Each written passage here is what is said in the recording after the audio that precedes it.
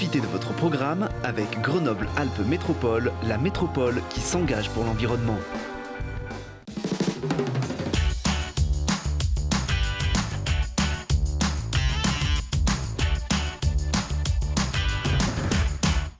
Bienvenue à tous, je suis ravie d'être avec vous pour ce nouveau numéro de 6 minutes environnement, une émission pour faire rayonner et faire savoir les initiatives du territoire en faveur de l'écologie. Et tout le monde met la main à la pâte, ou plutôt dans la terre, même les joueuses et joueurs du FCG. En plus de recycler les ballons, les rugbymen recyclent leurs déchets pour leur semaine du développement durable, 7 jours pour sensibiliser aux enjeux de la transition écologique, dont un était consacré au maraîchage. Quand plaquage rime avec jardinage, ça donne ça, Arthur Glory.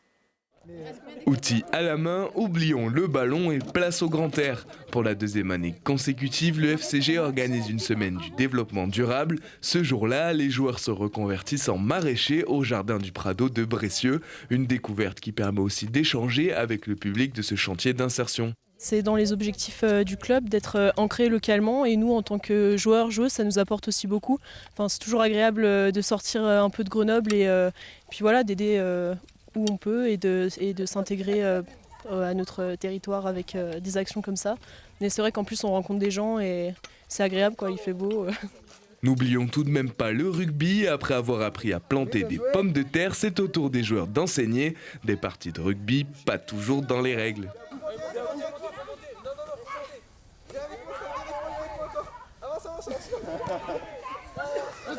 Ce passage de témoin est à l'image du partenariat entre le club et l'exploitation. Depuis 2 ans, le FCG offre des paniers de fruits et légumes tout droit sortis du maraîcher. Une initiative éco-responsable qui est amenée à se multiplier. Ça fait la deuxième année qu'il y a un partenariat, notamment au niveau des paniers de fruits et légumes que nous propose. En contrepartie, on fait des séances de sport de façon hebdomadaire pour les jardins du Prado. C'est important autant pour le FCG que pour les jardins du Prado, d'arriver à mélanger un petit peu les différentes actions qu'on mène nous au quotidien au club et ce qu'ils font. Dans cette semaine du développement durable, le FCG réalise toutes sortes d'actions sur son territoire, de la collecte d'équipements sportifs pour la ressourcerie ou encore de téléphones mobiles pour les recycler. Ce genre d'action aide à faire bouger les choses, que ce soit avec leurs partenaires ou le club lui-même. Et durant cette semaine du développement durable, le FCG a aussi organisé une fresque du climat ou encore une opération ramassage de déchets au stade Lédiquière. Et un peu plus loin, devant la patinoire Pôle Sud, un jardin bioclimatique pour apporter de la fraîcheur sur le parvis d'Alpes-Congrès. La métropole de Grenoble expérimente des aménagements temporaires visant à lutter contre les îlots de chaleur. Arbres en pot, grands voiles suspendus, assises pour se détendre. Voici le reportage de Laurie Bayet. C'est ici, entre la patinoire Pôle Sud de Grenoble et Alpes-Congrès, sur ce parvis minéral, qui a expérimenté jusqu'en septembre 2023 un jardin bioclimatique temporaire. Charme, aulne, érable, des arbres pour offrir un peu d'ombre et de fraîcheur. On a voulu passer d'une place très minérale, très exposée, un espace qui est traversé, à un jardin temporaire. 130 arbres sont installés, des jeunes arbres sont installés dans des pots. On a 13 espèces d'arbres qu'on retrouve couramment dans Grenoble. C'est des espèces particulières parce qu'elles sont adaptées au climat urbain et aux sols très minéraux de la place. Et l'idée, c'est que tout le projet soit composé de matériaux recyclables, que l'entièreté du projet puisse être redéployée ailleurs et que ces arbres, tant qu'ils sont jeunes, on peut les déplacer et les planter dans d'autres parcs de la métropole. Et pour protéger l'étendue la plus exposée devant la patinoire, un grand vélum est installé à plus de 4 mètres du sol. C'est le principe d'un mât qui va être tendu par des câbles.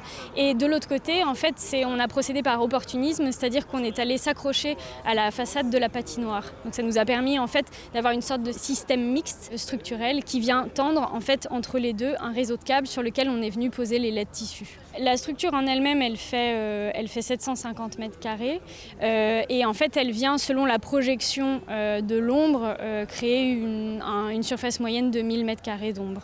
Ce projet expérimental de 18 mois doit également permettre de mieux comprendre la nature en ville et d'évaluer ainsi l'impact des végétaux sur la température ressentie avec plusieurs capteurs. On a placé 4 capteurs, 4 séries de capteurs à différents endroits, donc des endroits sans végétation, des endroits avec différentes modalités de végétation, à l'ombre aussi du vélum, afin de mesurer les services écosystémiques rendus par les végétaux. Il s'agit du rafraîchissement par exemple. Il s'agit aussi de la partie captation des particules fines de l'air, donc c'est la pollution de l'air qui est atténuée par le végétal. Également, on a des capteurs d'humidité du sol, puisque les végétaux sont arrosés, il faut le faire correctement sans gaspiller d'eau. Donc c'est important de savoir quel est le besoin en eau des végétaux. Ce jardin bioclimatique fait partie du plan Canopée soutenu par la métropole de Grenoble qui vise à lutter contre le réchauffement climatique et à améliorer la qualité de vie des habitants du territoire. Et après cette expérimentation, l'ensemble des arbres seront replantés. Le mobilier d'assises ainsi que le grand voile d'ombrage seront eux aussi réutilisés.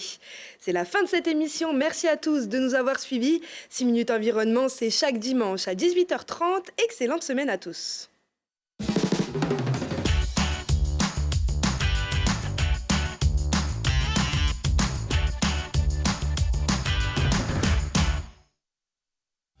Vous avez profité de votre programme avec Grenoble-Alpes Métropole, la métropole qui s'engage pour l'environnement.